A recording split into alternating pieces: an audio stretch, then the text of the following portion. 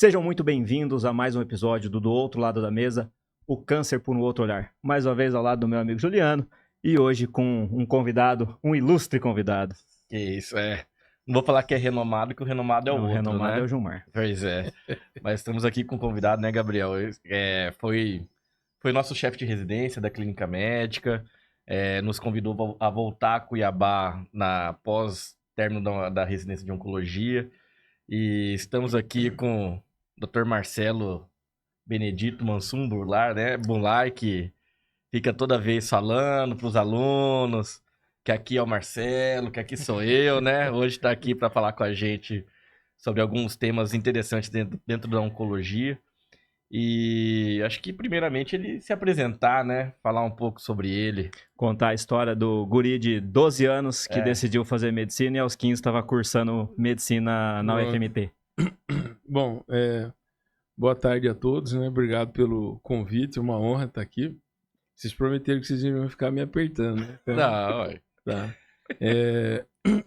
Bom, muito obrigado pelo convite e é uma honra estar aqui. A gente já conversou sobre essa vinda aqui outras vezes, né? Eu acabei me enrolando e demorei para vir, mas vamos começar falando de mim, do que eu... Sua história, por que você escolheu medicina, quem é Marcelo, onde você fez, o que decidiu você fazer oncologia. Onde vive, né? O que come, onde dorme. Bom, meu nome é Marcelo Benedito Mansur Bunlai, eu sou médico oncologista, né? Essa história aí de ter entrado cedo na faculdade, isso é verdade. Eu decidi fazer medicina, eu era muito novo, né? De criança eu queria ser veterinário igual meu pai. E naquela fase que o seu herói é seu pai, né? Aliás, ele continua sendo o meu herói até hoje. Mas eu queria fazer veterinária e acho que com uns 12 anos de idade eu resolvi que eu queria ser médico. Eu tive um diagnóstico de febre reumática, né, na infância, nessa idade mais ou menos. Passei por um período de tratamento, visitas ao hospital, ia lá no Hospital Geral, né, consultar com o finado Dr. Cid Borges, que era muito amigo do meu pai. E acho que ele foi uma influência também, né, meu primo Geraldo Bunlai.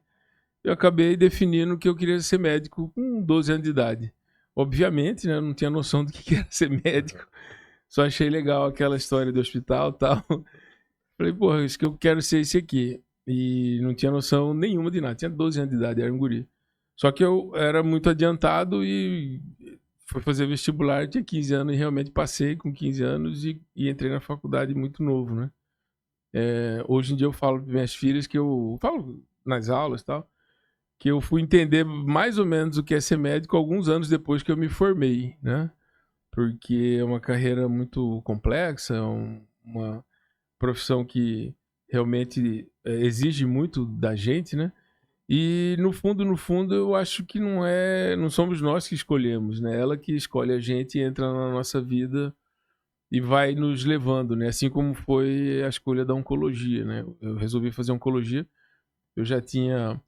Estava terminando minha residência de clínica médica, eu já tinha servido do exército, já tinha sido médico do exército, já tinha feito um ano de pneumologia e a oncologia realmente entrou na minha vida. Eu conheci a Cristina, né, minha sócia hoje, e no final da residência no meio do segundo ano, né, da clínica médica, e aliás, foi no meio do primeiro ano da clínica médica. E aí comecei a ver uns casos oncológicos com ela e a oncologia me abraçou, né? Fui enfeitiçado pela oncologia e acabei, depois da residência de clínica, indo fazer a residência de oncologia clínica. E realmente outra coisa, eu não tinha noção do que me esperava, né?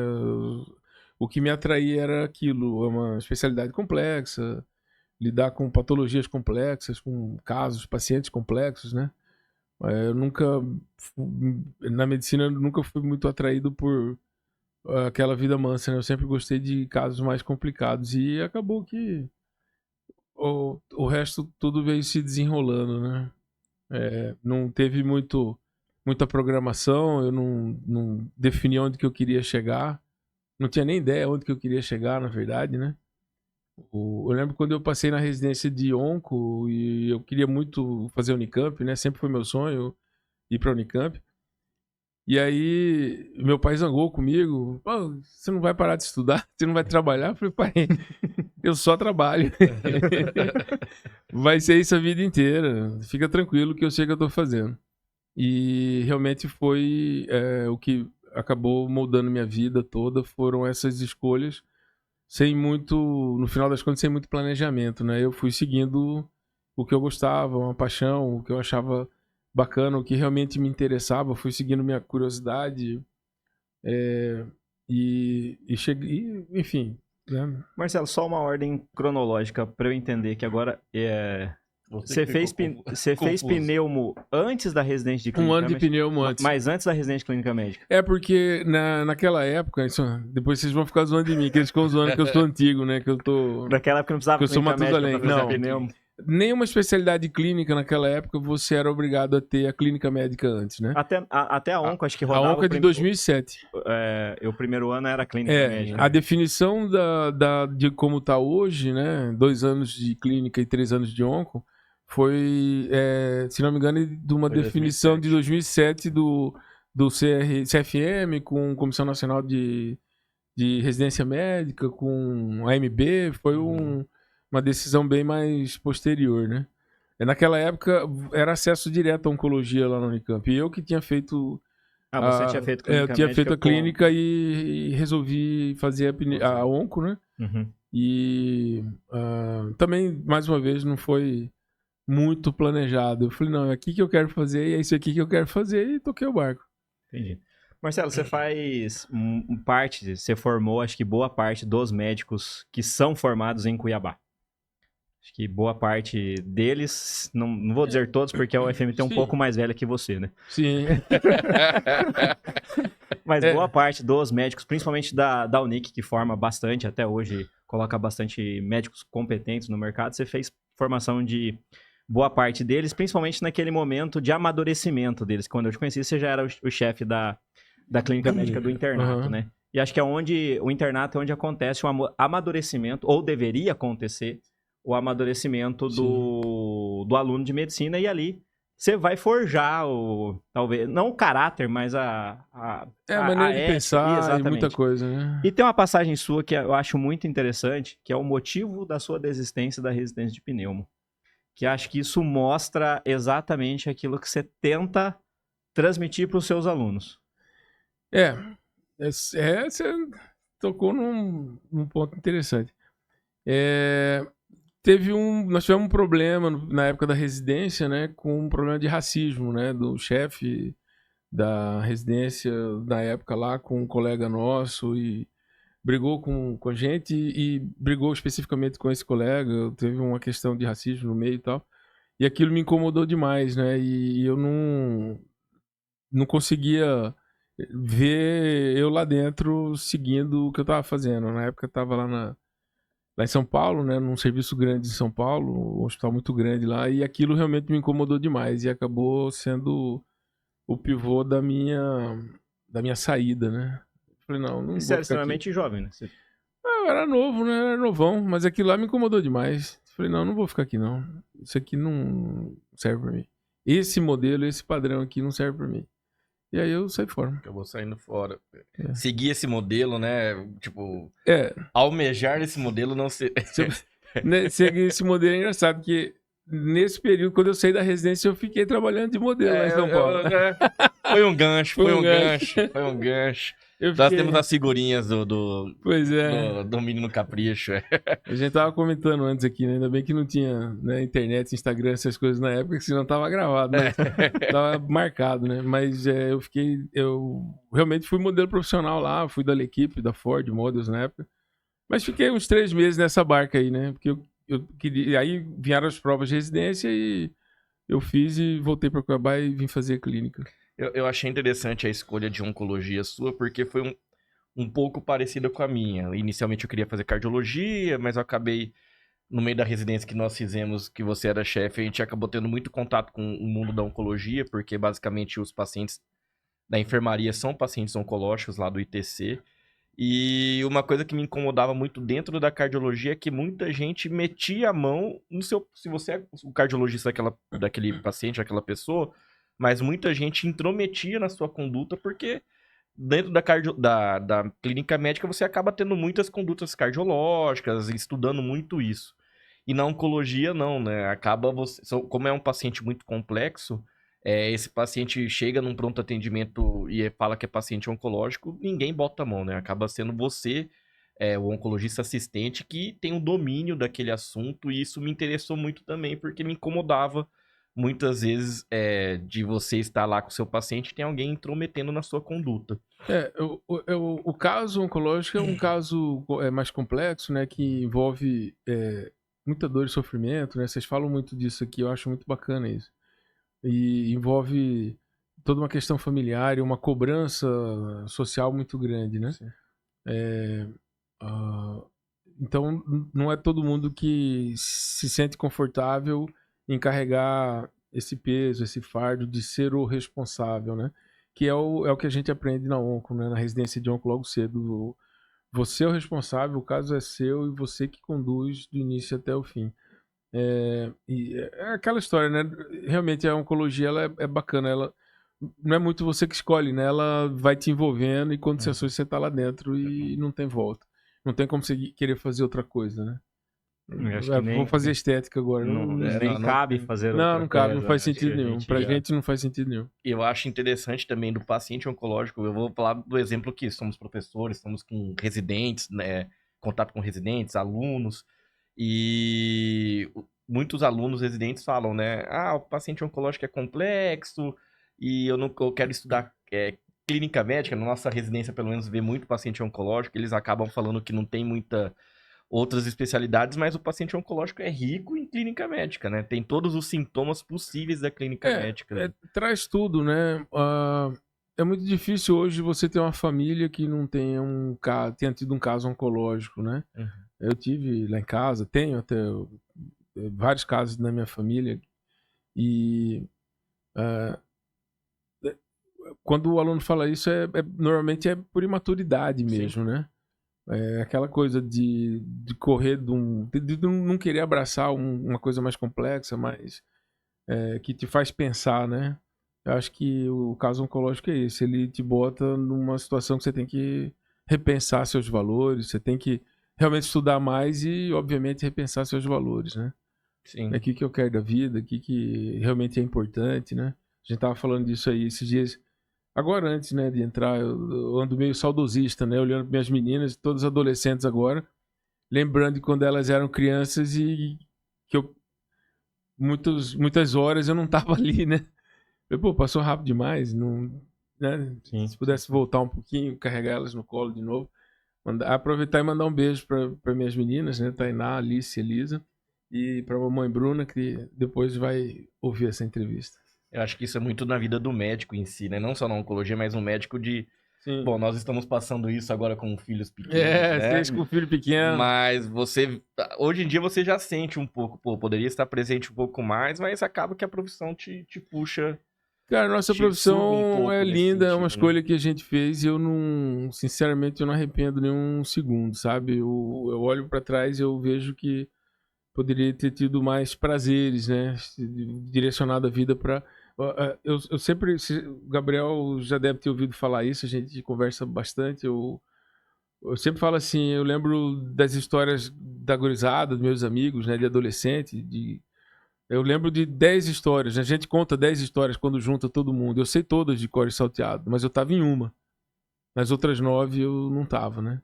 Porque eu tava no hospital, eu tava dando plantão, eu tava estudando, eu tava, sei lá, enfiado em algum lugar, trabalhando, estudando e não tava curtindo, aproveitando talvez olhar para outro prisma, né? Eu tava aproveitando de outro jeito, né? Uhum. Tava aproveitando de outro jeito. Então, outro sentido da vida. Né?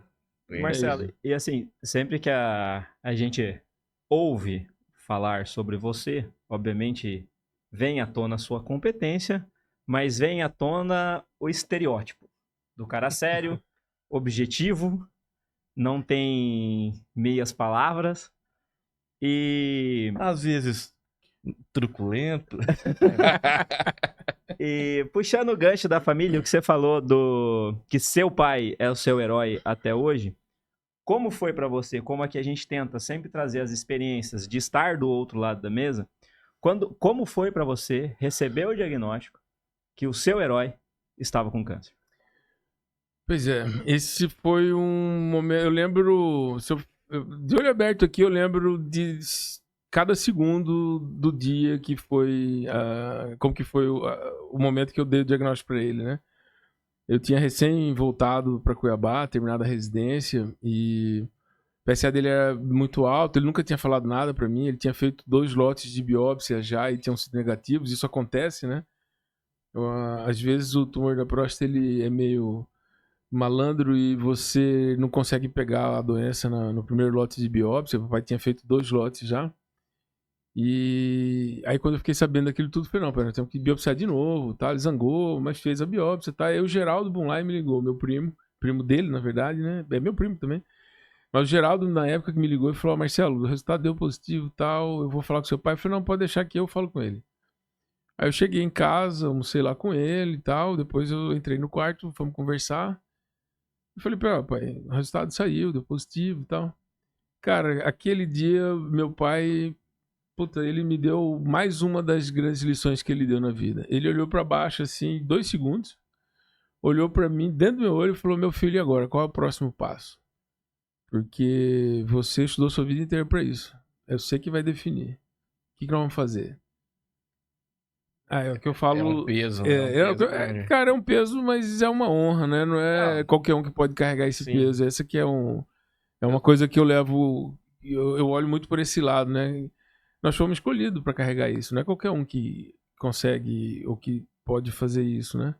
Eu falei, não, pai, nós vamos por esse caminho aqui, assim, assim, assado, vamos fazer isso ali. Eu já tava com tudo definido, né? Nós conversamos, programamos e botamos para andar. E, enfim, no final das contas deu tudo certo, graças a Deus. Tivemos uma vida longa, próximos, né? Deu para aproveitar muito, deu para aprender muito com ele. Mas aquele minuto ali foi um minuto de coragem que eu fiquei impressionado e até hoje é uma coisa que me impressiona, a postura dele. Ele olhou 2 segundos para baixo, assim, 2 segundos. Olhou para mim e falou, meu filho, e aí? Qual que é o próximo passo? Agora é com você. Eu falei, pai, deixa comigo, vambora. Uma demonstração de confiança, acho que deve ser muito bacana, né? Quando aquela pessoa que você tem como o herói coloca a vida dele na sua mão com uma extrema confiança, né? Assim, cara, aquilo ali me impressionou, a coragem dele de enfrentar os problemas, sabe? Como que era, enfim. Foi isso. Desse jeito. Como eu disse, sucinto, objetivo. Eu acho assim, porque eu passei nesse momento. Essa mesa aqui, você fica meio emocionado, né? Você dá uma cutucada na gente. É porque eu passei também, logo voltei da residência, eu tive essa informação como oncologista. O Gabriel passou um pouco diferente porque ele era aluno de medicina ainda, por isso que eu falei dessa experiência que foi incomum, né? E é um peso, mas ao mesmo tempo como que é a inversão, assim, né? Tipo, antes você, óbvio, confia no seu pai, na sua mãe, e agora eles que estão totalmente confiantes em você, né? Cara, é a sequência da vida, velho. Assim como a gente olha nossas crianças hoje, né? A gente tá preparando elas pro futuro, né? A gente tem que doutrinar elas para que elas possam carregar esse fardo aí mais pra frente, né? É a sequência da vida, isso aí.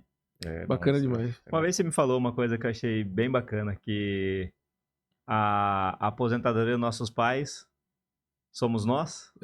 E se a gente der sorte, a nossa aposentadoria é os nossos filhos, né? Que vão cuidar da gente, né?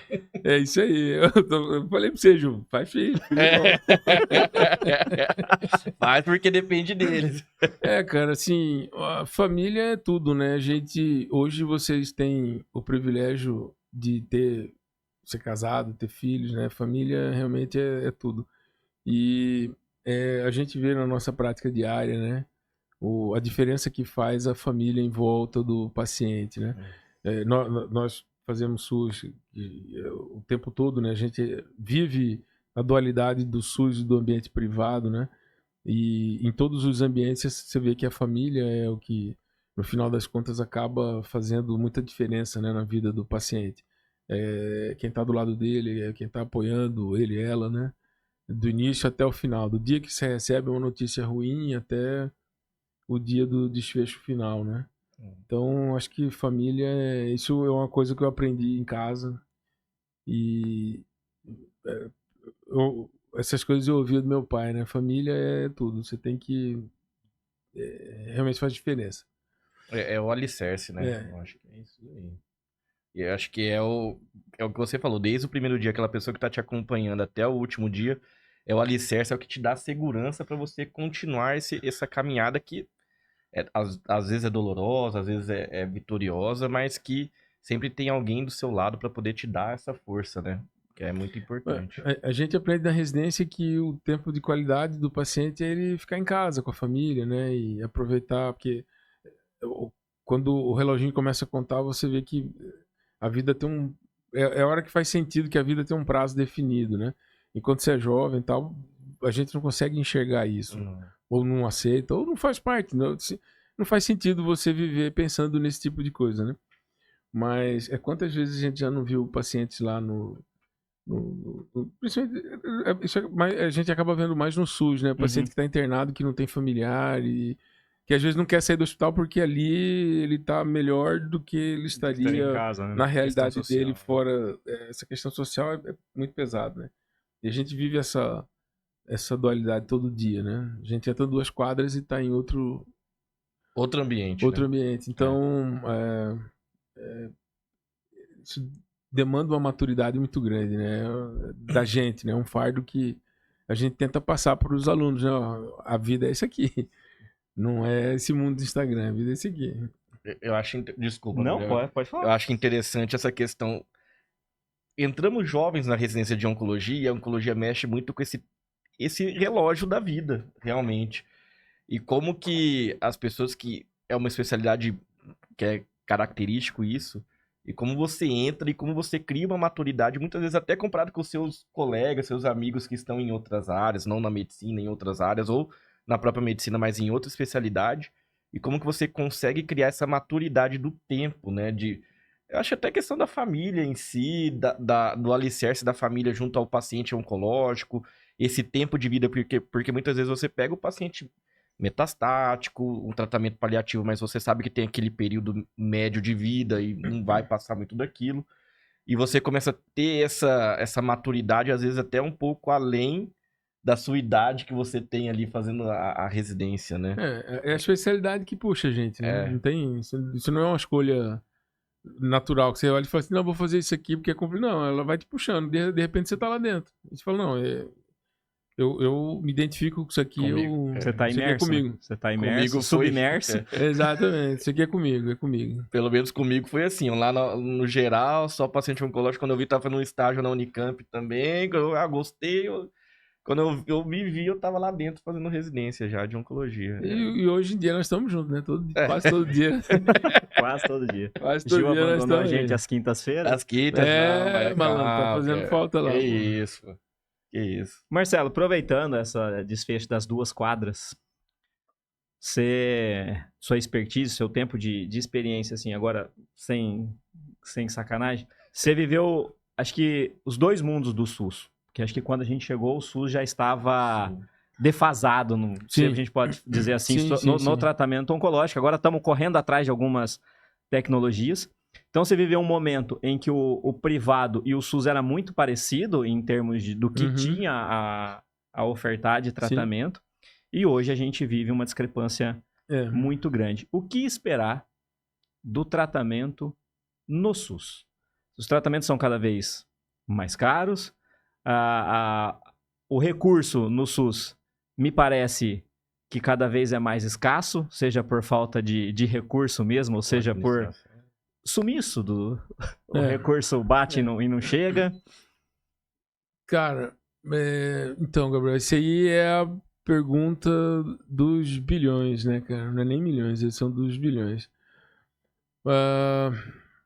Eu realmente não tenho uma resposta muito simples, muito fácil para isso, né? Na verdade, os recursos são finitos em qualquer segmento, né?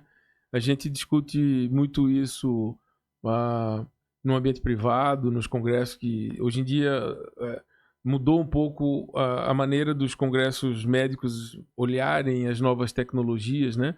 Vocês ainda pegaram aquele momento de não, é novo, tem que fazer, e hoje em dia a gente tem discutido muito sobre isso, sobre A farmacoeconomia, né? a farmacoeconomia e a sustentabilidade do sistema como um todo, né? Porque novas tecnologias sempre vão ser mais caras, não necessariamente melhores. A gente já aprendeu que a gente tem que discutir muito a incorporação de uma nova tecnologia, se isso vale realmente a pena ou não e se isso é sustentável ou não, né? Qual que é o real grau de benefício que a gente vai ter. Mas o sistema único, ele acabou que ficou muito distante do que é ofertado no ambiente de saúde suplementar, né? Acho que o modelo como que foi pensado há 25 anos atrás, 27, 30 anos atrás, ele não é mais o modelo mais adequado. Só que para repensar isso tudo é muito complexo, né? Eu não sei como que como que o governo federal vai rever isso aí, vai repensar isso aí. Esse é o famoso bode no meio da sala, né? Uma hora vão ter que resolver. Mas muito é feito por conta de... Muita coisa a gente consegue reduzir essa distância por empenho pessoal, individual dos médicos, do grupo onde a pessoa está inserida. A gente estava discutindo em alguns outros, né? Que é a iniciativa privada fomentando o que o SUS não... Sim, a gente vive essa realidade, né? O nosso consultório privado, ele literalmente carrega o déficit que a gente tem, né, no nosso serviço de SUS. E é uma iniciativa nossa, vocês sabem disso, vocês veem isso, a gente nunca fala sobre isso, né? Para fora, é a primeira vez que eu tô falando isso em algum lugar que vai ser público, tá? A gente coloca dinheiro lá no SUS e tal, porque senão não tem jeito, porque depender só dos códigos que vêm do governo federal, realmente não dá. Existem outros modelos de remuneração, né? Aqui na cidade a gente vê que tem serviços com modelos diferentes, eu não sei exatamente como é que isso é feito, mas o modelo nosso padrão por APAC e tal, realmente é muito difícil. É muito difícil. E o SUS está muito distante, né? Esses códigos de APAC, eles não são revistos há muito tempo, né? Novas tecnologias que foram incorporadas, até a própria imunoterapia.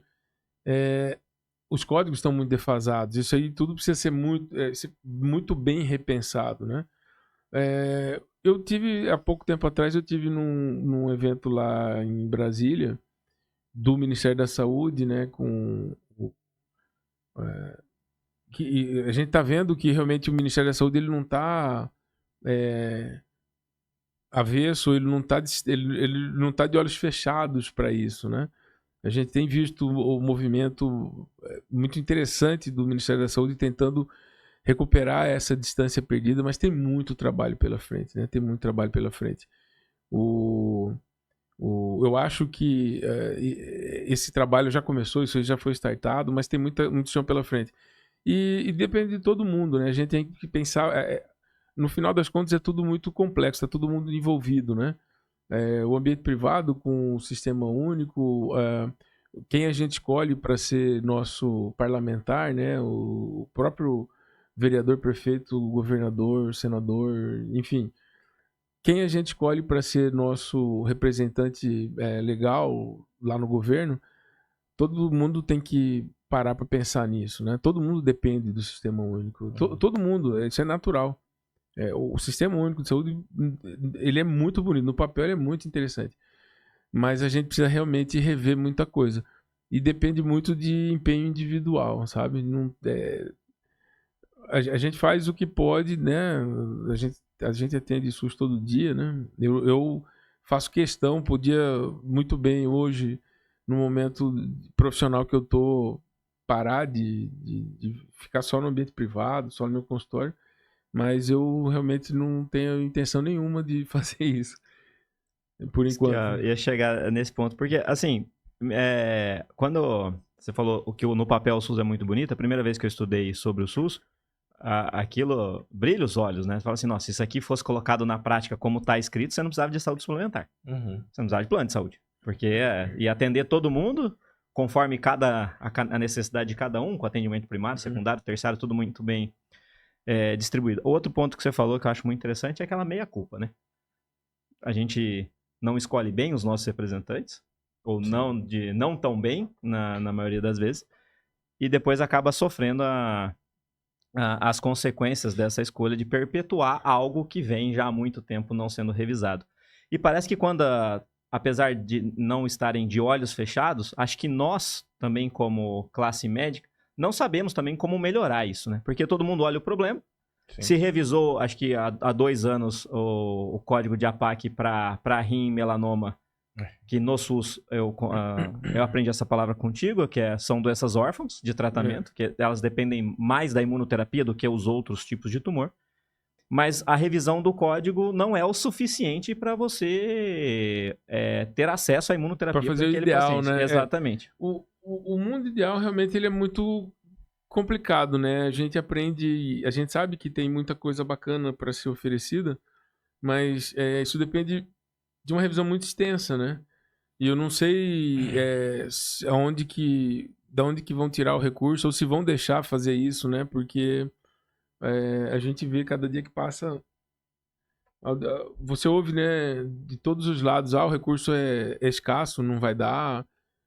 Na saúde suplementar o recurso é escasso, não vai dar, mas todo dia você vê que o recurso não foi bem aplicado, né? Que o recurso foi aplicado em outra situação. Né? Ele foi aplicado em outros lugares, né? E não exatamente onde deveria ter sido aplicado. E é o que eu falei, que isso depende do empenho de cada um mesmo, individual de cada cidadão, de cada pessoa, né? Precisa ser revisto, sim, o sistema único, mas a gente precisa continuar fazendo nosso papel, não dá para desistir, né? Por isso que eu insisto em estar lá, em participar e dar o sangue. Porque por mais assim que a gente vê que tem tecnologias novas, o que a gente fazia antigamente, o que a gente faz no SUS, não é todo defasado, né? Muitos pacientes são muito bem tratados e respondem muito bem. Tem muito paciente curado, né? Com aquela quimioterapia que a gente faz, que é a mesma de há muito tempo. Então, assim, não acho que precisa a tecnologia mais cara para todo mundo. É a equidade do SUS. Tem aquele paciente que vai precisar. Acho que é essa palavra, equidade. Nos congressos que a gente participa, né? No congresso americano, europeu, o brasileiro... Você tem participado muito, né, na parte de saúde pública do Congresso. A Sociedade Brasileira de Oncologia Clínica, ela tem tido um papel muito interessante nos últimos anos, né? De realmente participar e interagir com o sistema para tentar ofertar um melhor caminho, né? E uma equidade, realmente um atendimento mais justo e mais adequado para todo mundo. Isso é extremamente louvável. A gente não via as sociedades se empenhando ou se mostrando a cara a tapa, né? Alguns anos atrás. E realmente isso é o trabalho de pessoas chave, assim, pessoas muito importantes que têm se empenhado para mudar isso tudo, né? Dentro do sistema como um todo. A saúde é um negócio extremamente complexo, né? E muito técnico. E para você ter um mundo político, né? O deputado, o pessoal que faz lei e tudo mais, senadores e tal, dando uma atenção maior a isso e realmente otimizando o que a gente pode fazer, precisaria de uma assistência técnica mais intensa, né? É tudo muito complexo, a gente não sabe exatamente os meandros, como fazer para ajudar, né? Enfim, eu acho que a gente ajuda muito fazendo o que a gente pode fazer dentro da nossa casinha. Que a gente foi treinado para fazer. Dentro do nosso serviço, dentro do nosso... Entre aspas, resolver o problema do doente, do paciente. Eu estou aqui, nós vamos tentar fazer o melhor que a gente pode dentro desse serviço, dentro desse hospital. E é o que a gente tem feito, né? A gente dá o sangue e realmente se esforça para que isso aconteça. Mas muita coisa não depende de nós, né? Depende de quem a gente escolheu para estar coordenando, estar lá em cima. É dependente, né? Não é só do médico, é do senador, é do deputado estadual, federal, Gil, eu falo muito isso, né? Já falei isso conversando entre nós aqui outras vezes. Tem vários jogadores envolvidos nesse tabuleiro, né? A indústria farmacêutica, o governo do outro lado, os serviços privados, né, os interesses econômicos do hospital, do plano de saúde. O plano de saúde a gente não pode esquecer de olhar para ele com carinho, né, com atenção. Mas tem dois envolvidos, duas pecinhas nesse tabuleiro que são essenciais, que são as peças-chave, que é o paciente e o médico. De tudo isso aí, o maior interessado é o paciente. É ele que está buscando, e esse paciente somos nós, né? Amanhã pode ser eu, pode ser você, pode ser qualquer um de nós. Nossa família tá o tempo todo, a gente está assistindo nossa família, né? Então esse paciente somos nós. E a segunda pecinha-chave é o médico, porque o único cara que olha para o paciente por ele, realmente, é o médico. Não é a indústria, não é o plano de saúde, não é o governo, não é ninguém. É o paciente e o médico. É os dois ali. Na verdade, então, essa equação ela precisa realmente de muita seriedade em todos os sentidos, né? Do ponto do governo, do manejo do governo, da indústria. A SBOC ela tem se posicionado nesse sentido, tem brigado, batido muito na indústria, batido muito no governo. Então, a gente precisa rever o modelo de precificação de novas drogas no Brasil. O modelo não está certo, a gente precisa rever isso, entendeu? Enfim, tem muita coisa para acontecer. Mas depende de todo mundo. É todo mundo. É todo mundo. Porque no final das contas, cara, daqui a pouco nós que vamos estar lá deitadinho precisando de um auxílio, entendeu? Sim. Acho interessante, pelo menos a nossa sociedade está fomentando muito esses encontros, né? Até o amigo seu de residência, né? O Sassi. Foi o meu chefe de residência que está lá também no Ministério, o Barreto. Acho que... Cara, eu tava pensando que isso eu podia falar nomes, né? Mas o André Sassi e o Zé Barreto são duas peças fundamentais nesse movimento todo no Brasil elogiar, hoje, a gente né? pode citar o nome de todo mundo. Então a gente tem que falar, né?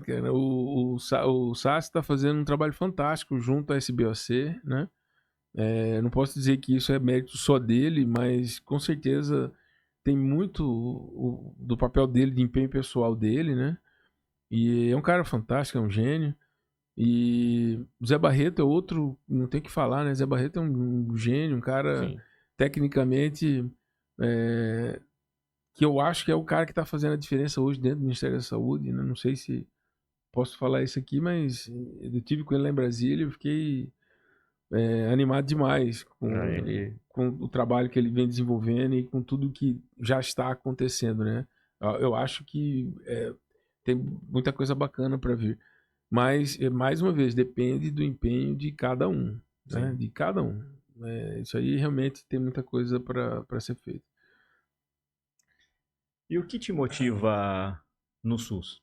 Porque assim, eu vou ser bem sincero contigo. Tem 10 anos, vou completar 10 anos de casa agora. Você deve ter uns 30. Então, o Comédia tá fazendo 30, o Ítalo que é um pouco mais velho que... eu tô lá desde o início. Eu tô lá desde que eu era residente da clínica. O ITC é um pouco mais velho que é um Comédia, mas você deve estar uns 30 lá. Eu tô lá desde que eu era residente de clínica, isso é verdade. E às vezes eu olho pra aquela confusão, aquela pilha e falo, amanhã eu não venho mais. Aí eu olho pra sala do lado, você tá com uma pilha maior que a minha lá. Hoje eu não vou almoçar. Cada vez que você fala pra mim, eu não venho amanhã, eu falo, ai meu Deus, agora...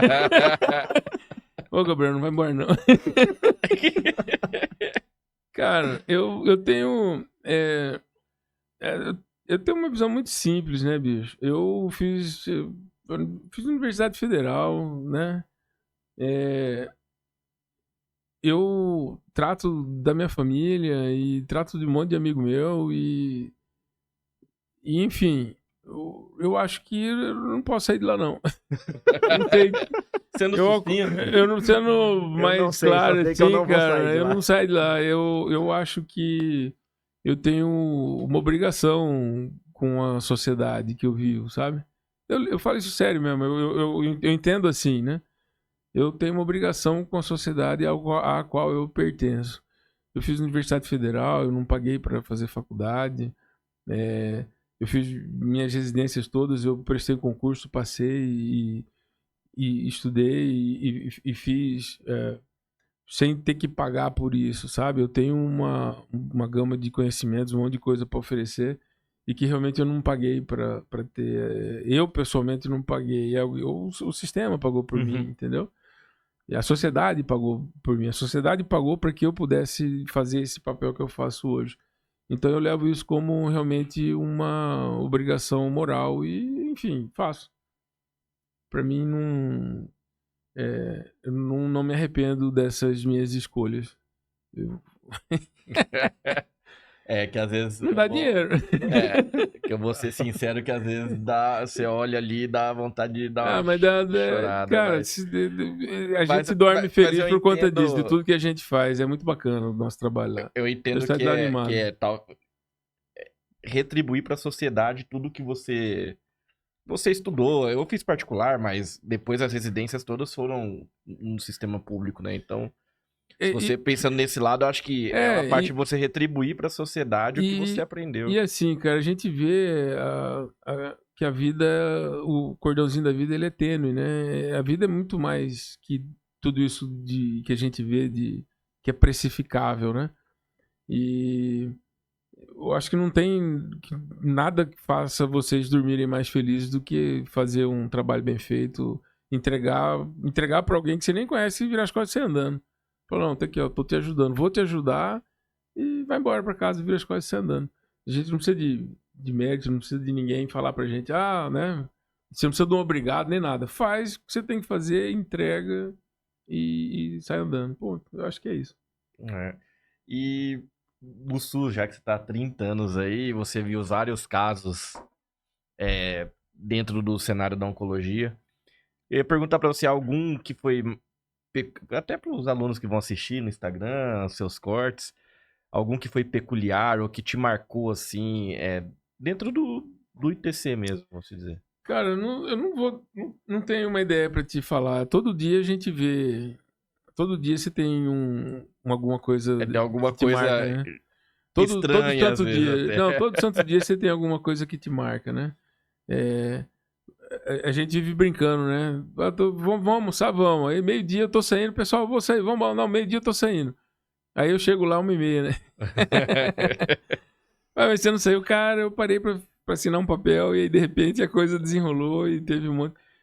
Todo dia tem um milagre diferente, né? Eu realmente não, de cabeça que eu não vou saber te dizer detalhes, não vou ser adequado. Mas todo dia tem um milagre diferente que faz você querer voltar no dia seguinte para ver o próximo capítulo, né? Eu acho que é essa. Assim, como meu tempo é menor lá, eu tenho ainda fresco alguns casos meus assim, que marcaram positivamente ou negativamente. Então, é por isso que eu sempre acabo perguntando pros colegas que estão médicos aqui o que te assim, marcou. Acho que todo dia eu vejo um milagre diferente lá, cara. Todo dia você vê aquela paciente idosa, né, esperançosa, que olha pra você e fala, vamos resolver, vamos ficar bem, vai. Isso aí, pô, não tem contra-cheque melhor do que isso, né, cara? Não, amanhã eu tô aqui de novo. Amanhã eu vim aqui pra ajudar a senhora de novo. Vambora. A gente Vamos aprende a ver o milagre em pequenas coisas, né? Isso é verdade. Quantas vezes você já não ouviu a família falando assim, mas a mamãe, ela tem idade. Aí quando você olha pro lado, é a mamãe, aquela paciente idosa que uniu a família, que centralizou todo mundo, que juntou todo mundo, né? Que aceitou e entendeu o que está acontecendo, inevitável, e que te encoraja, enfim. Cada dia é um milagre diferente. Usando a palavra da Dani, né? É aquela senhora que colou a família, né? Isso. Que é a cola da... a gente vê cada coisa bacana, cara. É interessante. Essa eu tenho a passagem com meu pai, né? Que acho muito, muito legal e eu gosto de falar sobre isso. Que é quando ele teve o câncer de pulmão, com as metástases cerebrais. Ele tinha uma metástase em cima do úncus, que obviamente vocês sabem, mas ela tira o olfato e perdendo o olfato você acaba perdendo o paladar. Então meu pai não conseguia comer mais como ele diria, com gosto. Ele comia, ele chegou a falar pra mim que parecia que ele tava mastigando um pedaço de papel picado, que era o mesmo gosto. E um pouco antes dele morrer, eu cheguei, conversei com ele e falei, pai, qual que é a sua vontade? O que você tem vontade de fazer, né? Que a minha percepção era pouca, mas já estava entendendo que o tempo dele já tava curto. Ele falou, a minha vontade é comer uma macarronada sentindo o gosto do macarrão. Aí ele fez a radioterapia na semana anterior, ele terminou, diminuiu o edema cerebral. Na quarta-feira ele comeu a macarronada com gosto, ele me ligou pra contar que eu já estava em Curitiba. E aí na sexta-feira ele acabou internando e morreu na madrugada de sexta pra sábado. Aí poderia olhar por um prisma e falar, poxa, meu pai morreu tão cedo, mas assim, o milagre, ele conseguiu realizar uma coisa tão pequena que ele sentia tanta vontade de comer. E ele conseguiu, nos últimos dias de vida dele, sentir o gosto do prato preferido dele, que era a macarronada. Isso aí é esse tipo de coisa que marca a gente, né, Gabriel? Eu tenho uma postura um pouco objetiva, assim, no dia a dia, né? Porque eu acho que a gente tem que entregar isso para o maior número possível, né? A gente tem que fazer isso o maior número de vezes possível, dentro do que é adequado, dentro do que é possível no dia, né? Então, eu acho que isso a gente tem que replicar e tentar entender e entregar, né? Para o maior número de pessoas todo dia, né?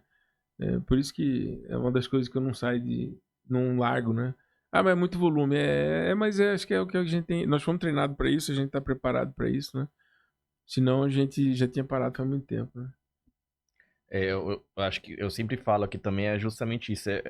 A oncologia te faz você perceber pequenas coisas, né? Você dá detalhe, você se alegrar com pequenos fatos, pequenos detalhes que você pega, que nem seu pai sentiu o gosto da macarronada. São coisas que você começa, depois que você tem um diagnóstico, você começa a olhar com outro olhar. Coisas pequenas mesmo, não aqueles sonhos distantes, mas coisas que você faz no dia a dia que você começa, sei lá, acordar, ver o sol nascer, né? Ver o sol se pôr, ter maior contato com seu familiar. Isso você começa a ter mais, dar mais atenção e ter mais vontade de acontecer isso do que você ter aqueles sonhos grandiosos no futuro. E a oncologia faz, quando você tem esse diagnóstico na família, ou você próprio ter o diagnóstico, acho que você começa a ter esse prisma do olhar muda, né? É bem interessante. Nenhum de nós está livre, né? Esse que é o doido, né? Todos nós podemos estar amanhã do outro lado da mesa, né? Por isso que eu achei muito bacana isso aqui. Do outro lado da mesa. Cara, fantástico.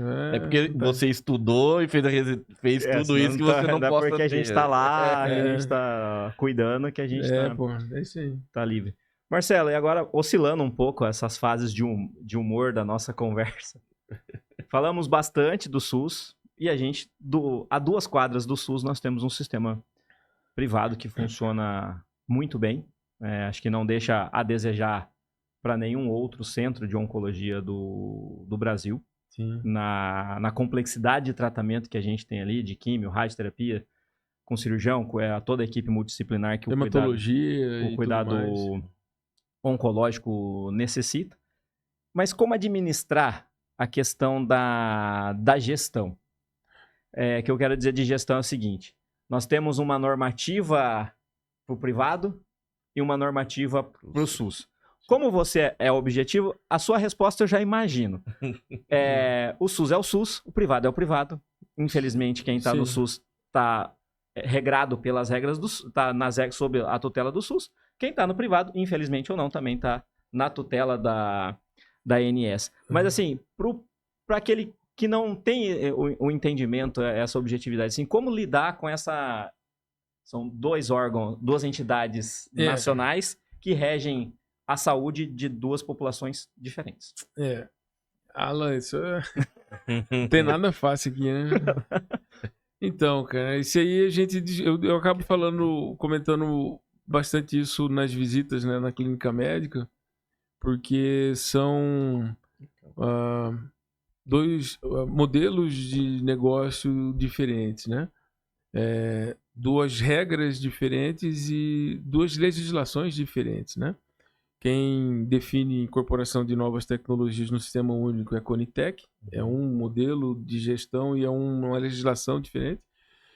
E quem define a inclusão de novas tecnologias no segmento da saúde suplementar, né, no ambiente privado, plano de saúde, é a Agência Nacional de Saúde Suplementar, com um regramento e um sistema de legislação diferente, né? Você precisa entender e conhecer os dois, porque senão você cria o tal do conflito, né? Eu aprendi a definição de conflito, né, de Francesco Canelucci, quando eu fazia residência de clínica com meu grande amigo jurista, né? Hoje ele é juiz, Décio Humberto Matoso Rodovalho, num bar, tomando cerveja. E aí aquilo ficou matutando, eu fiquei matutando aquilo na minha cabeça, cara, e realmente é isso, a realidade é essa, né? Você precisa viver de acordo com o regramento de onde você está. Existem regras para viver em sociedade, né? Eu não posso fazer o que dá na minha cabeça. Eu preciso seguir as regras. Ponto. É assim. Isso é viver em sociedade. E no sistema de saúde suplementar você tem um sistema de regras muito claro, né? Você precisa entender qual que são as suas funções, sua obrigação nesse sistema todo. E a gestão do consultório é outra coisa, né? Eu acho que o grande segredo da gestão, tanto do nosso serviço privado, quanto do nosso serviço nossa empresa que presta serviço para o SUS, né, lá o ITC, eu acho que o grande segredo são as pessoas, né? São quem está lá dentro. É administrar e lidar e conversar e aproximar dessas pessoas. São vocês, né? Nós. Não gosto nem do termo vocês, somos nós, né? É o indivíduo, é cada um. É o empenho de cada um, é o sangue de cada um. É isso que faz a diferença, né? Quando você olha em termos de tamanho da estrutura empresarial, do grupo, tal, você vê que o ambiente privado ele é muito maior, ele cresce, mas é um outro regramento, é um outro negócio, né? É uma outra coisa. Que também depende de seriedade do sistema. Você tem um sistema de saúde suplementar, sei lá, um plano de saúde, que não funciona direito, que te pressiona, que impacta nas suas escolhas e tal, vai ser ruim, né? Vai ser ruim, o resultado vai ser ruim. Como eu disse lá atrás, tudo é complexo e depende de cada um, né? Cada um tem que fazer o seu melhor, fazer o seu papel, cada indivíduo. Porque quando a gente fala em saúde, daqui a pouco eu posso estar do outro lado, né? Eu vou precisar disso. Então a gente tenta fazer o melhor, entregar o melhor. Lá na clínica, né, somos eu, Gilmar e a Cristina, e muito do que a gente vê que funciona muito bem dentro da Oncomed é olhar feminino, olhar da Cristina. Vocês sabem disso, né? Se tem alguma coisa que funciona bem lá é porque a Cristina botou o dedo. Mas tirando, brincando com isso, né, a Cris é uma pessoa fantástica e foi baseado no meu contato com ela, conhecendo a Cristina, que eu acabei resolvendo fazer oncologia e nós viramos essa família que a gente é até hoje, né? Enfim, administrar a clínica é complexo, você tem que dedicar mais, né? Não é simples. Não tem um curso para isso, você pode fazer quantas MBAs você quiser que não vai te preparar para o dia a dia, né? É a questão de você sair por último e apagar a luz pelo menos umas 2, 3 vezes por semana, porque é isso, é assim. Vocês veem quantas vezes eu sou o último a sair de lá, apagar a luz e ligar o alarme, né? Isso aí acho que esse é o grande segredo, né? É empenhar e, enfim, dar o sangue, né? Não tem jeito, não tem um jeito simples, não tem um jeito fácil. Cada dia um leão. Não é fácil, não. Cada dia um leão, guerreiro. Esses dias eu tava olhando pra trás, pensando, falei, porra, hoje eu almoçando lá na casa com mamãe, né? Conversando com minha irmã, com minhas irmãs, com minhas filhas na mesa, conversando com minha esposa. Eu fiz um retrospectivo rápido na minha cabeça, assim, dos últimos, sei lá, 7 anos, né? 8 anos. Falei, rapaz, mas cada dia foi um leão mesmo. Pelo menos nos últimos 5 a 6 anos, eu sei que foi. Nossa Senhora da Batia, cada hora é uma notícia diferente. Daí, na hora que eu acho que tá acabando o dia, Gabriel me fala assim, não, amanhã eu não vou mais. Falei, meu Deus. Não faz comigo, não. Esse dia sempre é engraçado quando tem a notícia. Pelo amor de Deus, não, passa bem. Reveja. Vai pra casa. Quer um abraço? Quer um abraço? A melhor acho que é o abraço. Quer um abraço? Quer um abraço? Eu não quero um abraço. Mas a gente fica brincando com esse negócio de que é um abraço, mas dia que eu chego em casa, à noite, cansado, que eu ganho um abraço das minhas meninas, minhas filhas, porra, é isso aí que tira Recarrega, né? Cara, você tá louco. Às vezes você tem que mendigar, né? Ô, filho, dá um abraço no papai. Mas, porra... Ainda mais agora, na adolescência. Já não quer muito. Porque todas as fases são legais, cara. Todas as fases são legais. Todas as fases são legais. Mas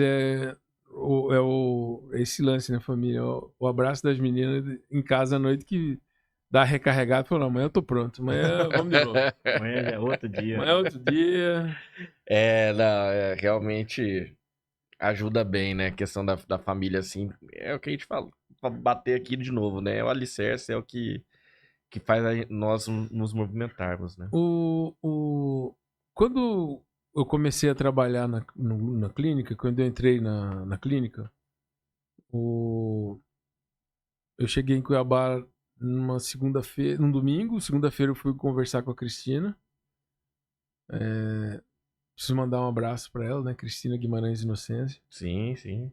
Te marca ela no...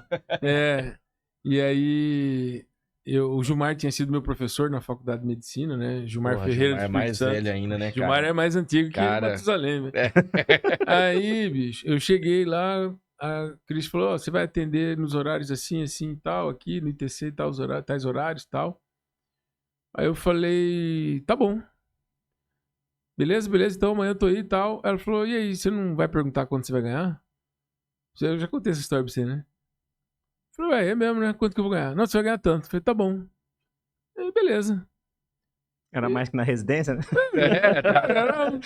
Era um pouco mais do que eu ganhava na residência. Pra mim tá ótimo, né? Eu dava os plantões por fora na residência. Eu falei, beleza. Aí toquei o barco, né? E tamo lá tal. E o trem tá rodando. Foi assim que foi minha estreia no mundo empresarial, né? Aí passou um ano, a Cristina me chamou um dia e falou assim, olha, você vai ser sócio da clínica e tal. Não precisa não, né? Não, você vai ter que pagar isso aqui e tal. Falei, mas larga a mão.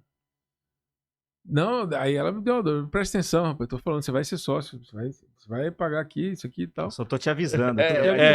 Como você vai ser. Aí eu falei, bom, tá, então, você põe meu nome na placa lá fora?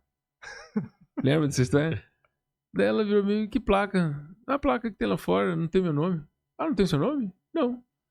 Falei, tá bom. Ela falou, né? Tá bom, vou mandar botar seu nome na placa, tá bom? Falei, então tá bom. Então eu vou ser sócio. Se tiver o nome, eu sou sócio. Se não... Então tá bom. Então eu vou ser sócio, porque, né, mostrar pra gurizada que meu nome tá na placa. Vou mostrar pros meus amigos. Cara, não tinha noção nenhuma do que era o custo e preços e o que era envolvido nesse negócio saúde, né? Saúde é um negócio grande, é um negócio muito importante, muito sério. E que paga a minha família, paga toda a minha vida, paga a de vocês, né? Enfim, isso tem que ser levado muito a sério, tem que ser trabalhado muito sério. E a gente faz a faculdade de medicina, a residência, 6 anos de residência e não tem noção nenhuma do que vale o seu trabalho, do que vale... Isso nada. A gente não aprende, né?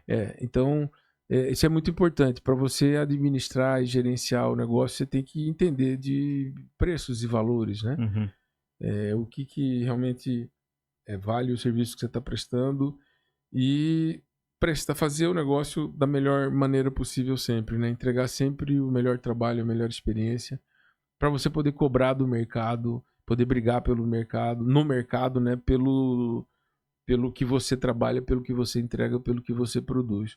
Eu acho que hoje em dia no Brasil a gente tem uma crise muito grande de seriedade, né? De compliance, de realmente o que é certo.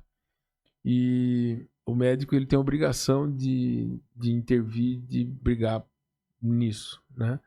Porque o sistema, o business, né? O mercado financeiro, ele nunca, jamais vai olhar o paciente com os olhos que o médico olha. A gente vê despido de números, né?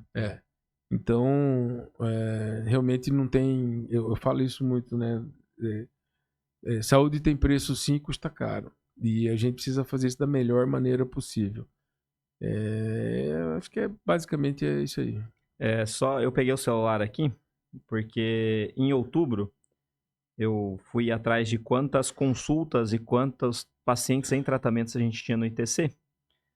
Porque você falou do tamanho do complexo da clínica privada, e o ITC pouca gente conhece. E sabe que o ITC existe. Não faz propaganda, Nós né? não fazemos. Exatamente. A gente só vai lá, senta e faz o que tem que ser, Vamos tem que falar ser feito. aqui agora. Em outubro, foram 1.250 consultas e nós tínhamos 720 pacientes em tratamento, com a PAC aberta, né? Então, 1.250 consultas, 720 pacientes em tratamento. Isso eu achei um número bem significativo. Porque a gente tem que, a hora que a gente pega o tamanho do nosso corpo clínico no ITC... A gente produz muito. Realmente a gente produz muito. Cara, pra mim é muito recompensador, né? Eu vou lá, faço meu trabalho. Enfim, nós, né? A gente faz o que a gente precisa fazer e a coisa gira e a gente vê muitos pacientes ficando bem. Tem casos ruins, isso é natural, né? O diagnóstico no ambiente de SUS, ele é mais tardio, ele é mais demorado, a gente atende casos mais graves, né? Mas o trabalho em si, o que a gente faz é muito recompensador, né? Eu realmente gosto de estar lá. Realmente gosto de estar lá. E para mim isso é muito construtivo, né? Muito recompensador. Acho que realmente esse número me impressionou, porque a gente tem seu dedo lá, jovem. Estamos lá no meio, atendendo e acaba... Eu acho que uma coisa que mudou desse último ano para cá foi a gente conseguir contabilizar o que a gente faz. Porque a gente fazia muito, mas não tinha noção do que a gente fazia, né? E agora, com esse novo sistema, a gente consegue contabilizar realmente o que a gente... Eu acho que ainda tem mais aí, viu? Se bobear, o número é maior. A gente precisa... Vou prestar atenção nisso aí. Mas achei um número bem significativo e algo que reconforta, né? Porque você vê, assim, serviços maiores, até mais midiáticos, que não conseguem esse número. Não, é bem expressivo mesmo. Olha, tão bem, né? Tocando. Marcelo, muito obrigado por ter aceito o nosso convite, depois de um ano de tentativa, mas obrigado por ter colocado um espacinho na sua agenda, de não ter ido para Chapada ainda para nos agora tem umas concorrentes, né, que dificultam a minha vida. Tá certo. E suas considerações finais, alguma coisa que queira deixar, algum recado, alguma mensagem? Olha, primeiro, parabéns para vocês pelo podcast, né? Eu tenho visto, no Instagram eu vejo o tempo todo, né? Mais até do que eu consigo ouvir tudo. Mas é muito bacana o que vocês estão fazendo. Eu acho realmente muito legal essa sacada do outro lado da mesa, né? O próprio nome é muito interessante e algumas vezes eu fiquei pensando, né? Falei, realmente o nome ficou muito bacana, né? Do outro lado da mesa, nós do outro lado, porque nós estamos acostumados a ficar desse lado de cá, né? Como é o pensamento, como é estar do outro lado. Isso realmente é uma visão muito, muito interessante, muito bacana. A oncologia ela é realmente muito complexa, acho que a gente tem que ter esses mecanismos de falar e levar para a população, para a sociedade, né? Visões diferentes disso tudo que a gente passa, disso tudo que é o nosso dia a dia, o que acontece e tudo mais. E é um espaço muito bacana para poder falar. Bacana falar, interessante falar de mim, né? O que eu fiz, o que eu passei e tal. Mas que hoje em dia, é interessante pensar que hoje em dia nós somos a referência para outras pessoas, né? Para os mais jovens. Então, é mais uma cobrança, né? Para que a gente possa sair de casa empenhado mesmo e entregar o melhor, né? Eu falo isso sempre para os alunos, né? Meu papel aqui não é ensinar você a fazer medicina e tudo mais. Eu quero que você aprenda a olhar para o espelho, né?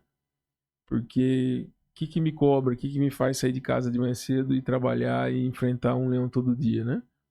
É o espelho, né?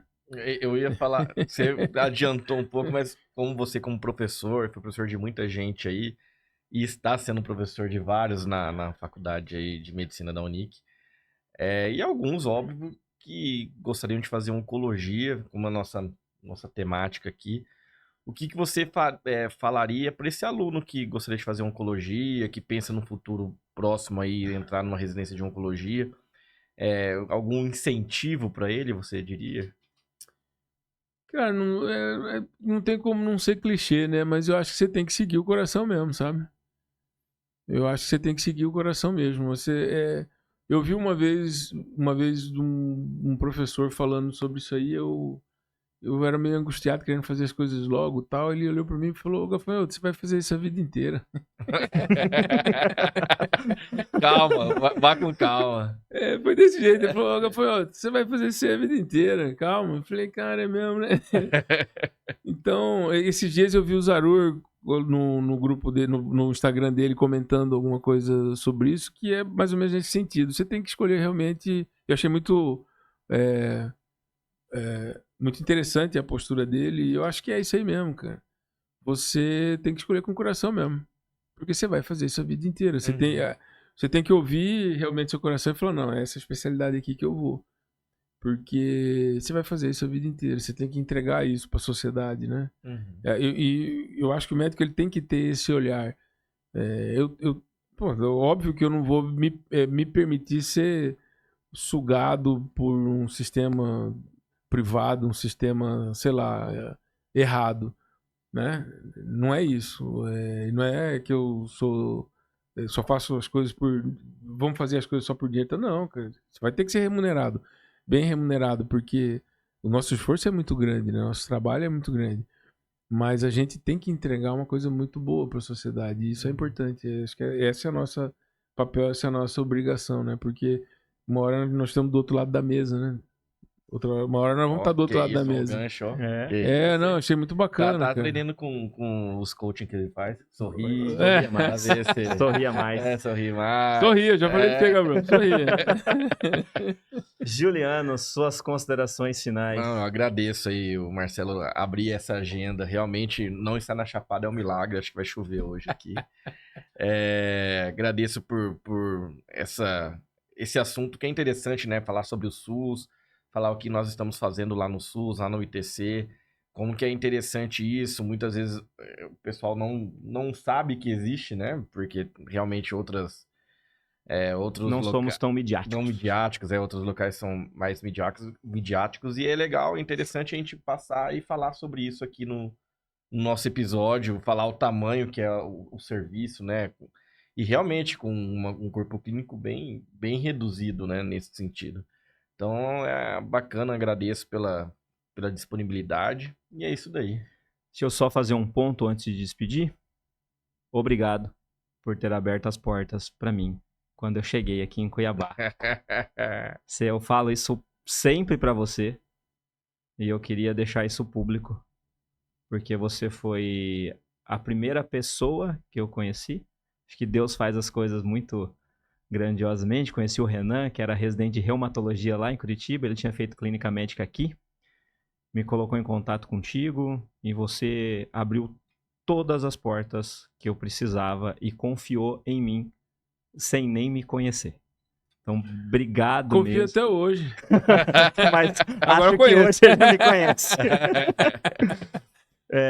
E só mais duas coisinhas. Definição de conflito e definição do SUS, que eu adoro ouvir você falar. Conflito é a definição de Lide, né, de Francesco Carnelucci. Conflito é uma intenção caracterizada por uma pretensão resistida. É a base do processo jurídico. Olha que isso, hein? Mas a definição do SUS é com o Bruno, né? Você fez Bruno decorar. Bruna é minha esposa. Bruna, um beijo, meu amor. Te amo. Gente, muito obrigado por nos assistir, por nos acompanhar.